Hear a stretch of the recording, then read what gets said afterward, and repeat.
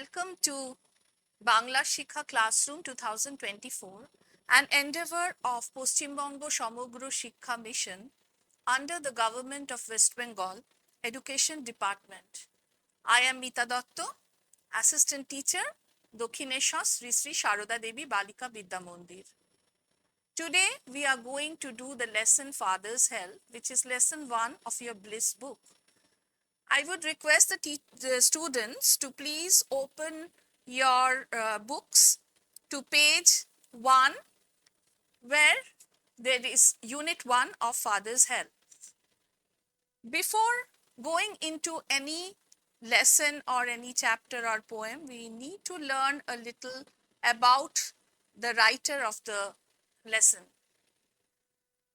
R.K. Narayan is quite a popular name which you must have heard.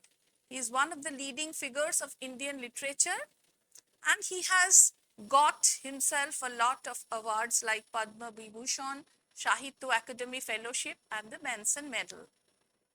Father's Help, the lesson Father's Help, is an excerpt from one of his most popular work, Malgudi Days. Malgudi Days was so popular that it was also turned into a TV serial, and it was very popular among the masses. So Father's Help, the part we are going to learn today, is an excerpt or a part of that Malgudi Days, the work Malgudi Days.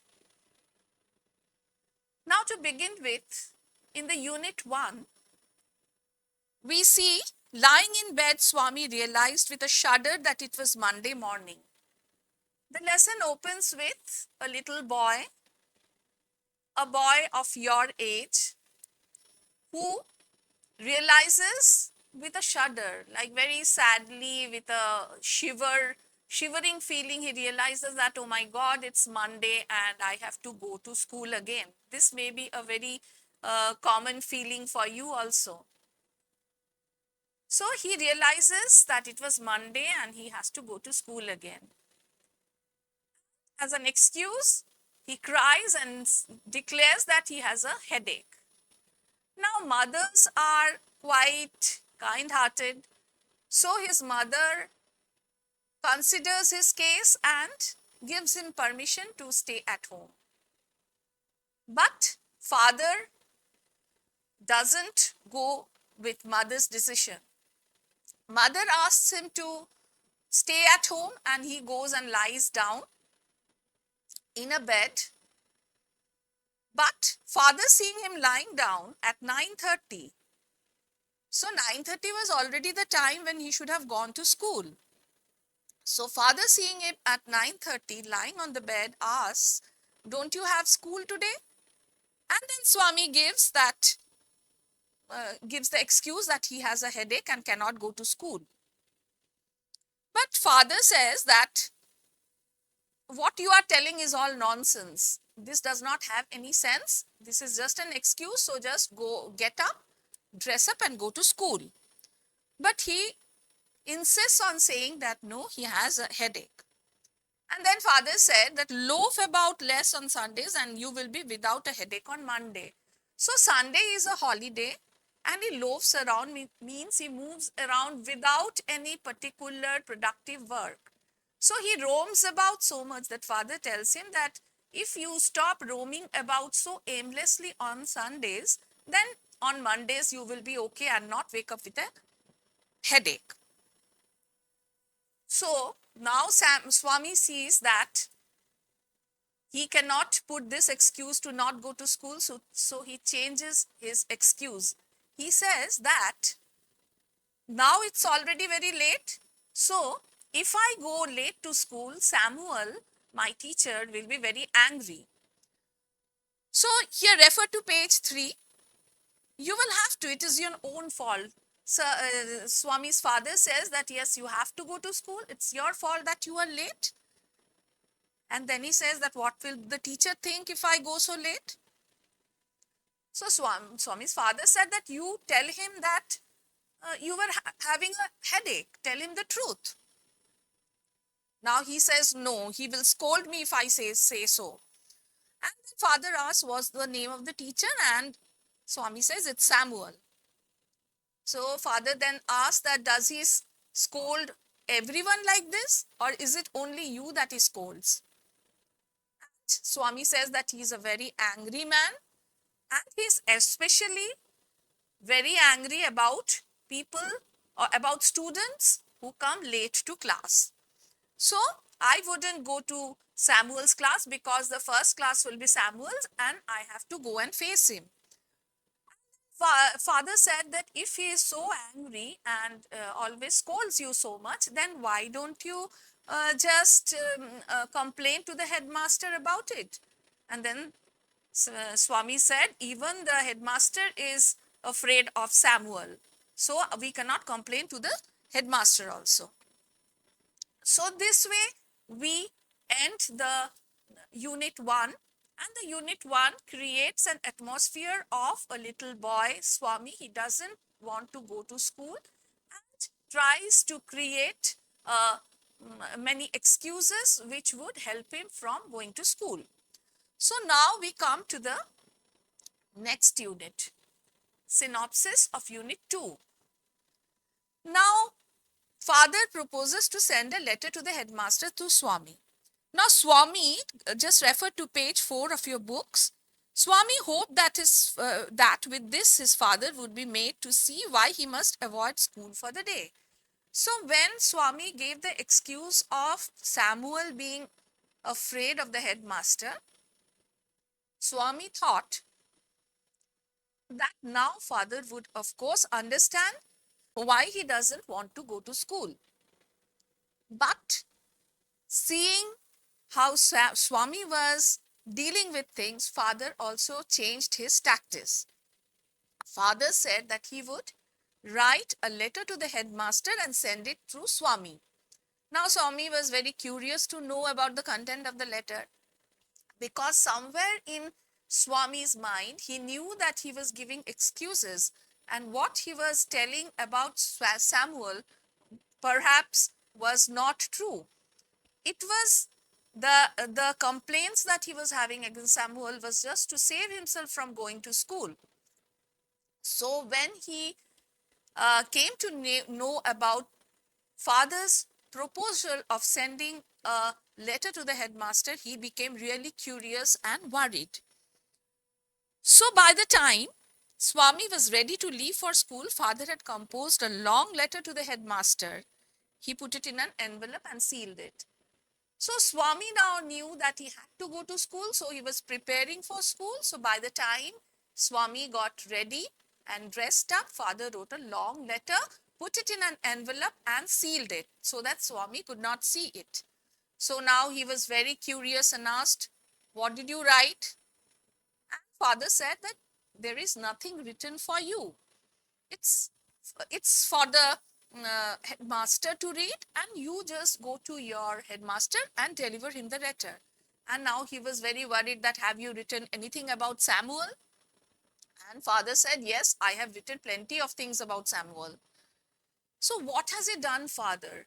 Now here see a little boy's dilemma, confusion of telling something against a teacher who doesn't actually deserve to be tainted like the way he has done, has created worries in the mind of the little boy. So when father said that, yes, I have written a lot of things about Samuel, he questioned with his innocent mind, what has he done? So here is the question, what has Samuel really done? Samuel has done nothing. It was only in Swami's mind that things against Samuel was going on. So my dear students, this may be very often coming to all of your minds too. When teachers or parents, they give you knowledge, they give you certain suggestions on what will make your life a better one, you seem not to listen to them, and you have your own excuses of doing that. Often you may be doing like this, that you don't listen properly to the class and to the teacher teaching in class, and you go at home, and when your parents ask, you tell the teacher was not teaching properly, when actually you are on the wrong, but you know what you have done. So this happened to the little boy Swami also. He complained against Samuel to excuse himself, but when he saw his parent, his father, complaining against Samuel, then he was worried because he knew within himself that what Samuel did was actually for his good. So just turn to your page 5, and what is next explains what was going through Swami's mind. Swami went to school feeling that he was the worst boy on earth. So, what happened to Swami? Swami went to school, but he thought himself to be a very bad person who has given allegations and complaints against a teacher without actually any fault of his. His conscience bothered him. So, in his inner self, in his inner mind, he was feeling very bad as a person that he has spoken against Samuel to save himself from going to school. He wasn't at all sure if his description of Samuel had been accurate. And he was not sure also that his whatever he told about Samuel, that he scolds students without any reason. So Swami was not sure himself also that whether Samuel was actually a bad person like that. And he also thought that personally he was much more friendly than other teachers. So in his mind, he also thought that if I compare Samuel to other teachers, it shows so that Samuel is more friendly to me than the other teachers. So, for me to speak against him was not at all correct. He felt he had mixed up the real and the imagined. So, this is a very important line, my dear students, for you to learn here and learn and take it up as a lesson in your life, that he has mixed up the real and the imagined. We often do that. You often do that. We as adults do that. What is reality? We should go by that, not by what we think in our minds for a thing to be or a person to be. Here, Samuel was imagined by Swami to be a bad person, to scold him for going late to class, but Swami has not seen the reality. In the third unit, we will see the reality of Samuel, and then the implication of this line that he had mixed up the real and imagined will become more important to you. So students, you should always differentiate between the real and the imagined, and believe only what is real, what is your real experience, and not what goes on your mind without experiencing the real thing. So Swami's head was dizzy with confusion. Now Swami's confusion led him to dizziness, like he was feeling like vomiting, he was feeling like his head was reeling. He was not feeling quite good in the good physically also, because you know, if our mind is not healthy and proper, our health also doesn't feel proper. He could not decide if Samuel really deserved the allegations made against him in the letter. The more he thought of Samuel, the more Swami grieved for him. To recall Samuel's dark face, his thin moustache, unshaven cheek, and yellow coat filled Swaminathan with sorrow. So he was thinking, what has father written in the letter? And he was like thinking of Samuel's dark, very sad face on hearing those like complaints which he did not deserve at all. And here we get a description of Samuel also, how he looked as a person: thin mustache, unshaven cheek, and he was wearing a yellow coat.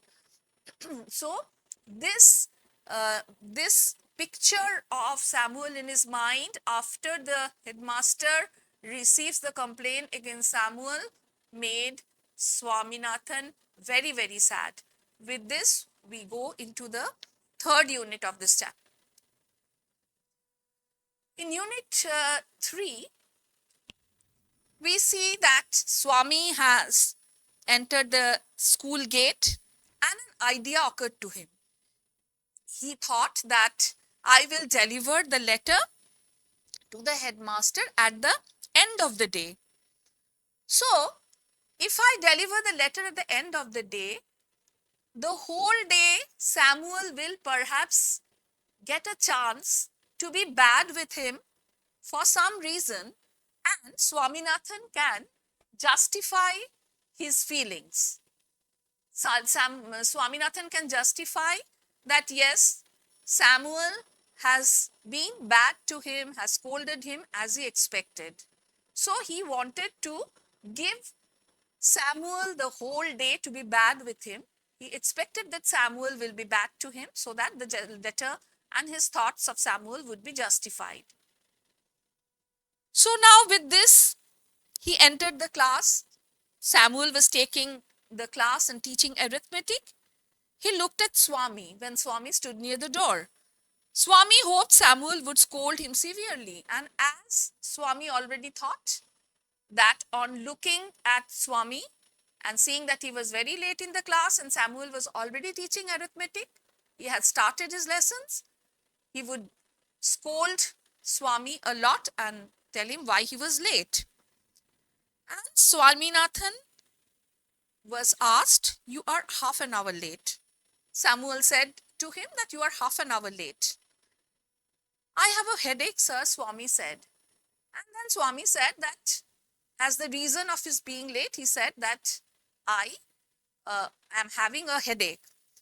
And then why did you come at all? This was the unexpected question from Samuel. So now next, after listening to why Swami was late, Swaminathan, why he was late, Samuel asked him that why did you come to school at all? So this was not what Swami has expected. He did not scold him. He did not tell anything else, but he very sympathetically told Swami that why did you come to school at all? You could have taken rest. And this was a very unexpected answer from Samuel. Swami then said, "My father said I shouldn't miss school, sir." He said, "My father has told me that I shouldn't miss school." And to that Samuel looked very impressed and said, "Your father is quite right. We want more parents like him."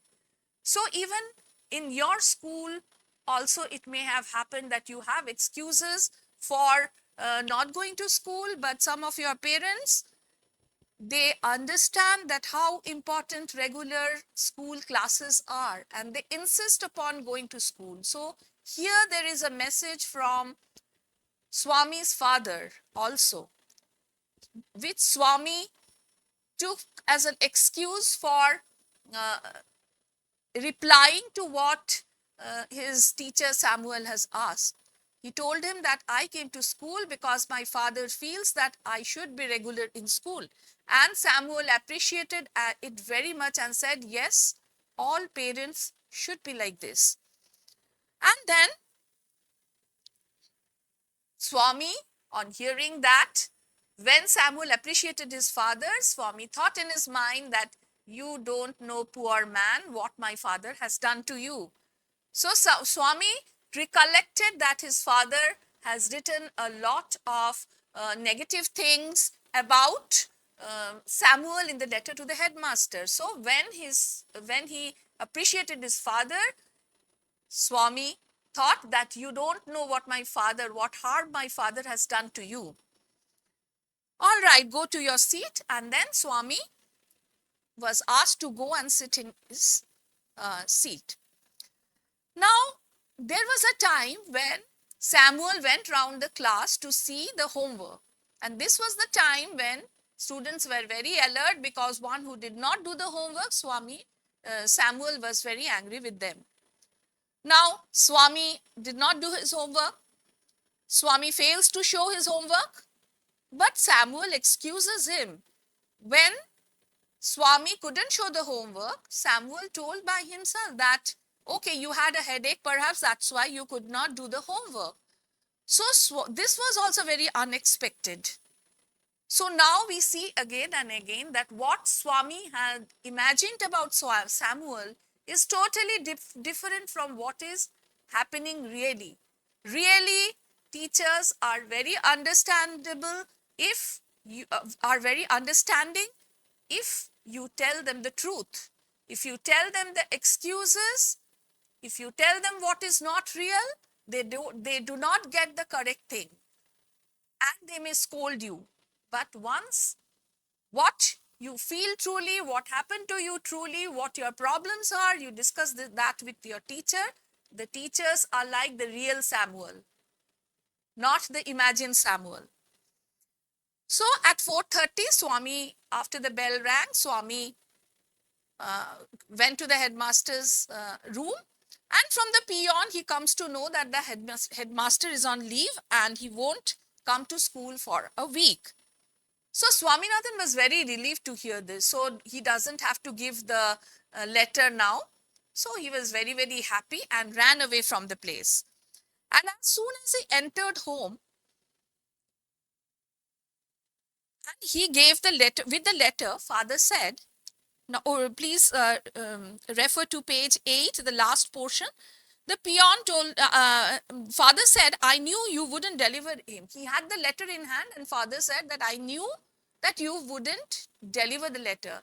Why did father say so? Because father knew that Swaminathan was not speaking the truth. He was just giving excuses. So Swaminathan would try his best not to give the letter to the headmaster. Though something else happened for which he couldn't give the letter, the headmaster was actually not present and Swaminathan himself was very relieved about it.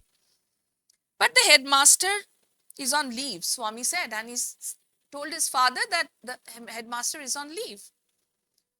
So father snatched the letter and he tore it up. So that was the end of the letter. Don't ever come to me for help if Samuel scolds you again. You deserve your Samuel, he said. Now, his father tells him a very important line. Don't come and tell me anytime that Samuel has scolded him. You deserve your Samuel. What does father mean by your Samuel or Swami's Samuel? Swami's imagined Samuel. That is what he notifies to Swaminathan. And father tells that you deserve that Swaminathan who scolds you, not the real Swaminathan who is sympathetic to you. So this is a beautiful lesson telling about a teacher-student relationship and how much a teacher is sympathetic to a student and how much a teacher tries to understand a student. Now here are some keywords: shudder, well, suggested. Now you see this is a beautiful string of words which joining together you can join the whole sequence of events that is happening in the text. Shudders, Swami wakes with a shudder. He wails, he cries that he has a headache. Mother suggests that he may not go to school. Father suggests that he should go to school and should not loaf on Sundays. When Swami understands that he cannot give excuses and not go to school, Swami changes his tactics and changes his way of putting matters, way of giving excuses, and tells the next line, the next word is scold, and tells his father that Samuel will scold him. But Samuel turned out to be an unexpected teacher who was very sympathetic, and then father composed a letter from him. He was very apprehensive about the letter, what he has written in the letter, because Swami's conscience was pricking him that Samuel actually is a good man, but he had complained against Samuel, for which father has written bad things about him to the headmaster. This made him feel dizzy. And then again justify, Swami waited for the whole day and decided to give the letter to the headmaster at 4:30 when the school gets over. But he was he came to know, that the headmaster was on leave, and Swami was very impressed by the whole thing when Samuel was inspecting the homeworks, and when Swami went back home, his father snatched away the letter from him and told him that had he actually deserved the Samuel that he thought himself to be. So these words are just some hints which will connect the whole story together. Keep a note of it, and to increase your vocabulary, learn the meanings of these words very nicely so that you can apply it in your writing skill. Now, so the important message, it unwinds the veiled mind of a school-going child. A school-going child, veiled means it is curtained. It is what was going through Swami's mind was under a curtain.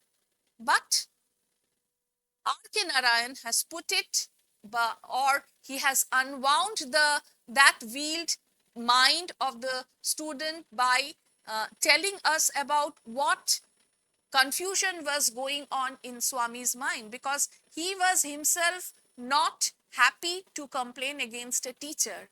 So this is actually something to be stressed on a teacher-student relationship.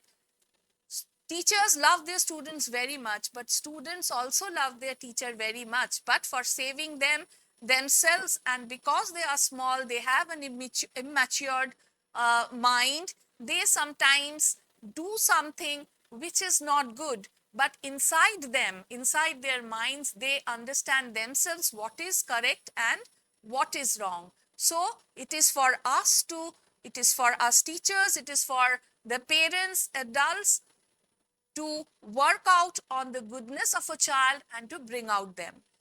Highlights how the perspective of a child differs from the adults around him.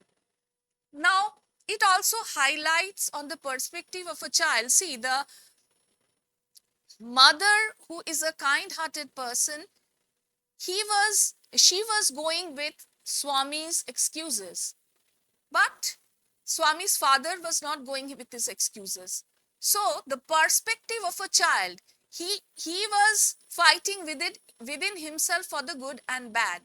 So it is for the adult around him to highlight that goodness, that good perspective of a child. So we parents and we teachers need to be very careful about what to nurture and what to highlight in the perspective of a child, because our perspective differs from your perspectives, my dear students. But there should always be a discussion. So you should always speak out your mind so that we can know about them and we can guide you what is right and what is wrong. The guilt feeling of a child unfalsely accusing his teacher. See that Swami was feeling very bad, very guilty that he was accusing his teacher. He was not actually feeling good about it. And his father took a very, very good part in guiding him the right way and showing him the right path. And indulgence breeds indiscipline.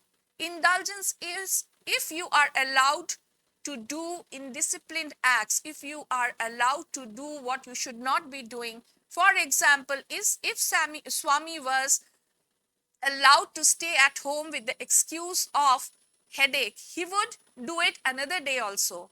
That becomes a habit. When you give indulgence to a child, that indulgence he takes as excuse and he will apply it whenever he can. But the way Swami's father showed him the way, Swami will learn that he will not be given indulgence, and so he will in due course be a disciplined person. He will not seek to indiscipline from what he has learned from this episode. So dear students, you have a lot to understand and feel from this lesson and go accordingly. Now before the common errors, I would like to discuss the types of questions you have in your Madhyamik examinations. You have true false with supporting sentence from the text of 2 marks. Remember that if the sentence is not correct, the supporting sentence stands null and void. if you write false for a sentence which is actually true, whatever supporting sentence you give, the thing is not correct. And regarding this, you should remember one thing, that the supporting sentence should be the line taken directly from your text, not your own words, and write it in inverted commas. And remember that it should not be in your own words, it should be that particular line of the text or the poem by which, reading which, you understand or you have decided the sentence to be true or false. Then complete the sentence with information from the text. This also carries 2 marks. Avoid using direct speech here, and here information should be as much as possible given in your own words. Choosing the correct alternative. Here be very careful that you tick the correct alternative which you are actually thinking in your mind, and be very careful about giving tick in the right place. And please follow the instructions given in the question mark. That is very, very important. Then there is cause and effect, which is also of 2 marks. Somewhere the cause is given and you have to write the effect. Somewhere the effect is given, you have to write the cause. And then there are questions from 2 marks. These questions should also be answered in avoid direct speech and try and answer in indirect speech in your own words. So now we come to the common errors. Not following the instructions carefully. This applies to each and every question that is in your question paper. Please follow the instructions carefully and do accordingly. And then, as I discussed, writing answers in the direct speech, avoid doing that except for in the supporting system, supporting statements in the true and false. Misspelled words. Be very careful about the spellings, because most of what you do, the text is already given in your question paper. So be very careful of your spellings so that the marks do not get negatively cut because of this. Things to remember is, again and again, what I have been saying you, reading instructions very carefully before answering, repeatedly reading the given text. Most importantly, in the unseen part, you should be repeatedly reading the given text for finding the proper answer. Writing down what you read and learn. This is when you make preparations for your exam. Try to write down as much as possible. Try to practice more of writing skills. That will help you writing on any topic that comes in your Madhyamik examination, because hints are written. So if you practice, practice will make you perfect and you can write on any topic that is given. So now here you formal letters you have done. I am not going into the explanation of this. Keep this slide, make a screenshot of this, and very importantly, maintain the sequence of writing a letter, and because that too carries marks, but added to that, you should remember the subject of the letter. The content of the letter is very important. It must be precise and to the point, and without the subject. If you write the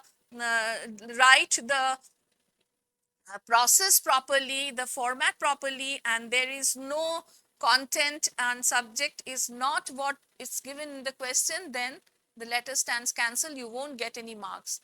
The format of a letter is valid only when the subject is correct. Now here it's written the details.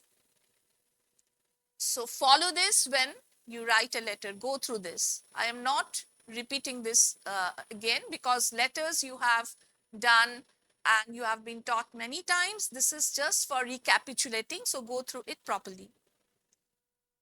Here also it's given in the proper format form how to write. Here are some assignments for you which you may be doing, which will help you preparing for the exam.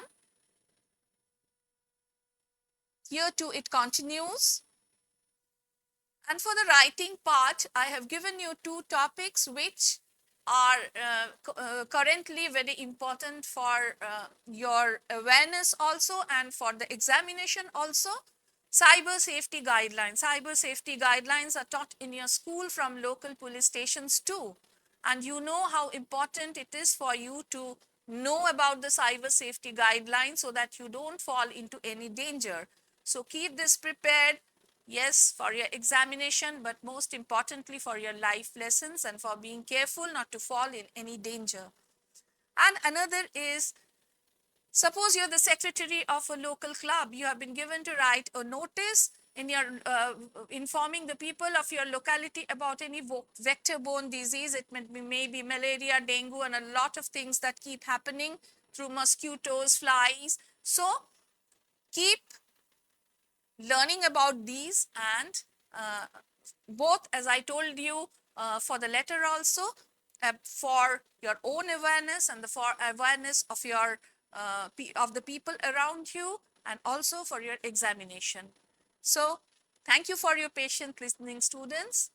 Study well and stay safe. All the best for your examination. Thank you so much, everybody.